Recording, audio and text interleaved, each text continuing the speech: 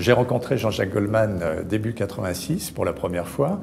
Donc il était en train d'achever ses séances au Zénith de Paris. Et dès notre première rencontre, bon, il s'est peut-être passé quelque chose. En tout cas, Jean-Jacques s'est montré immédiatement reconnaissant du dossier qu'on lui avait consacré avec Paroles et musique. Et depuis lors, nos chemins qui ont divergé, bien entendu, chacun a eu les siens, n'ont cessé de se croiser. Et c'est une amitié qui est née et qui s'est confortée au fil du temps et qui perdure aujourd'hui. C'est un livre personnel, bien entendu. Ce n'est pas un livre de ou avec Jean-Jacques Goldman, mais c'est un livre qui va donner à découvrir Jean-Jacques Goldman de l'intérieur, c'est-à-dire l'homme, celui qu'on suppute quand on est fan, admirateur de Jean-Jacques.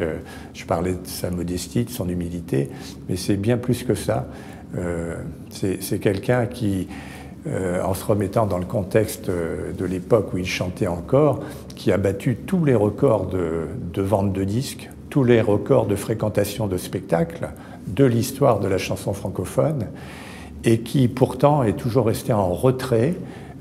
C'est pour ça aussi qu'il s'est montré si discret avec la presse, qu'il a quasiment jamais voulu lui donner d'interview.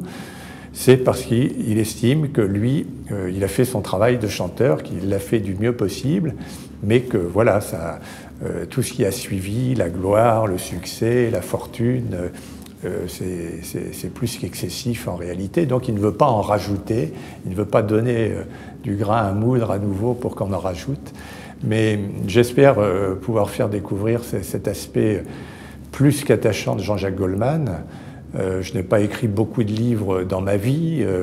J'en ai écrit un sur Jacques Brel, qui est parti aux Marquises vivre une autre vie absolument extraordinaire et méconnue. Jean-Jacques Goldman est le second artiste de l'histoire de la chanson francophone à se retirer, après Jacques Brel, en pleine gloire, à l'apogée de sa carrière, mais qui aurait pu durer des années encore au sommet. Et à un moment donné, il décide de tout arrêter, parce que, tout comme Brel, il ne voulait pas tomber dans l'habileté et puis commencer à être un peu à tricher avec son public. Et d'autre part, à un moment donné, bon, il s'est rendu compte qu'on n'a qu'une vie, qu'il avait un peu manqué sa vie personnelle, sa vie familiale, avec toute cette vie professionnelle de tournée, toujours sur les routes. Il a décidé de vivre, il a eu, disons, une deuxième chance, la chance de pouvoir vivre une seconde vie. Ce que je pense aussi, c'est que dans sa décision a certainement joué le fait que des grands amis à lui, comme Daniel Balavoine, Coluche et Michel Berger, sont partis vraiment très très jeunes.